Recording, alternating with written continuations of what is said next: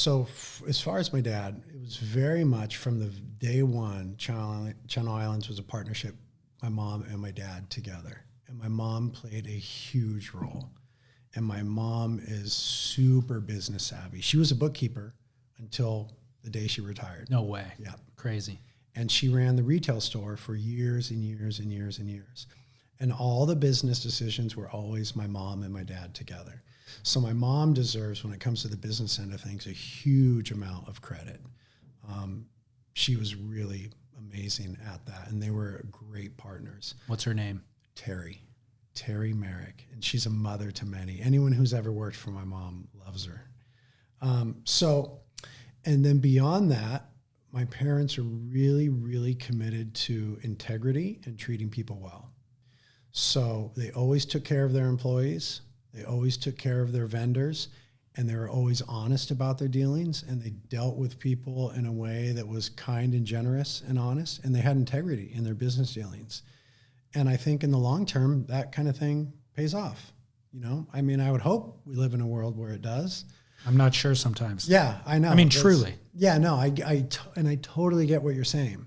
And I think as someone who's trying to kind of live in a similar way as them, I struggle with that at times, because I look at the success of others who I know are not integrous, and I know are not doing those things that way.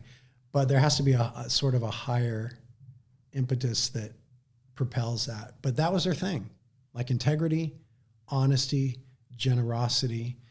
Those are the things that they practiced. And then my dad just refused to ever be satisfied when it came to surfboards. He just refused to be satisfied. It could always be better. It could always be better.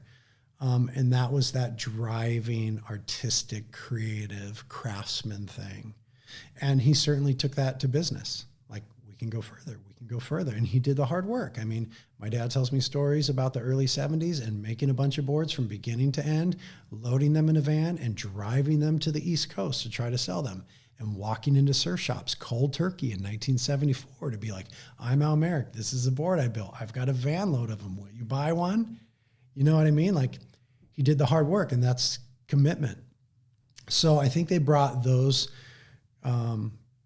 characteristics and qualities and values to the business. And then I think a lot of it also, though, was serendipitous or fortuitous. I mean, so Sean Thompson in 1977, fresh off winning a world title, comes to Santa Barbara because he wants to surf Rincon, starts to ask around, who's a hot shaper?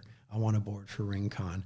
Oh, well, that's Al Merrick. So now my dad in 1977, 8 years into the business, 9 years into the business, is shaping boards for a world champion, right? And learning.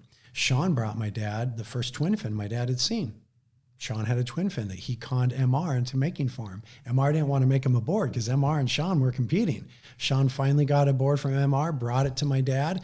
My dad started making boards based on that at Rincon, and zoom. And then again, Sean in 1981 had got a thruster off Simon Anderson, brought it to my dad. Look at this. My dad had never seen a thruster. Started making thrusters, testing them at Rincon. At that same time, there was a young Tom Curran. It was a perfect time to transition a young Tom Curran from the twin fin to the thruster. And that was a huge one, right? The Al Merrick thruster developed around Tom Curran was like a thing. You still see design characteristics of it in shortboards today. But to have Sean Thompson and then a budding Tom Curran, and then only a few years later to have Kelly Slater come on board, those are like magical, fortuitous, serendipitous things, and those happened. And I think any real success story has those in them, right? There's got to be a bit of magic, luck, blessing, sovereignty, whatever you want to call it, in there somewhere. And they certainly had their fair share of that. Yeah, I wonder, it's interesting. It's a bigger conversation, but I wonder how much of it your dad wills to himself too, or attracts, let's say. Through all those good deeds, through all those good business dealings and like integrity and all that stuff, there's a karmic attraction to it. Yeah, there has to be. I want to believe there is, right? I want to believe that doing the right thing pays off. Yeah. Yeah. I was raised that way. I was raised that way. Yeah. The one thing I am going to embrace, though, is never to be satisfied. I mean, never, that wasn't the word you used, but. That is the word I used. Oh, was it? He said that to me explicitly when he was teaching me to shape. So he was teaching me to shape, and I make a good board, and I get all stoked, and he would say, don't ever be satisfied with yourself or your boards. Yeah, I'm going to embrace that. It could always be better.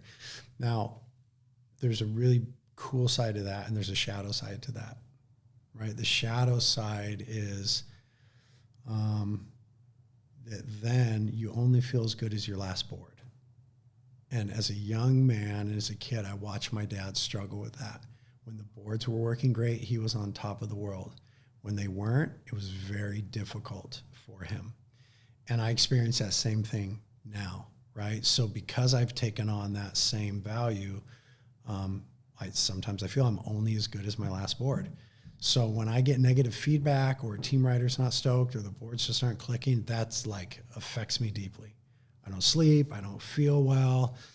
On the other end of it, when they are clicking and the boards are working good and people are stoked, I'm really, really happy. And there's somewhere in there where I'm probably assigning too much value to both ends of that equation, right? So I think a place of balance and health and wholeness is somewhere a little more in between and not living on the extremes. But I think that greatness is often discovered, lived out, and manifested on the extremes. Totally. Right? Back to our favorite podcast of Disgraceland.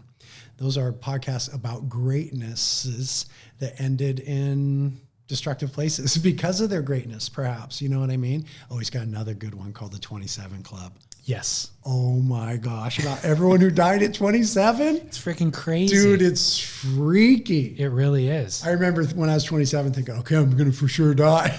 You thought you were, thought you belonged. You know when in your mind you're a rock star, but you aren't. You were in the pantheon of like Kurt Cobain and Jim Morrison and Janis Joplin, Amy Winehouse. Wow. Jimi Hendrix. This is quite the reveal. Moon. Yeah, this is a reveal. Yep, I was in the pantheon. So anyway, I think you have to have that thing that drives you. But that can be difficult to live through and live with. Difficult for your family to live with. Yeah. I mean, if you have everything and you're still unhappy. Yeah. And I'm not saying I'm unhappy.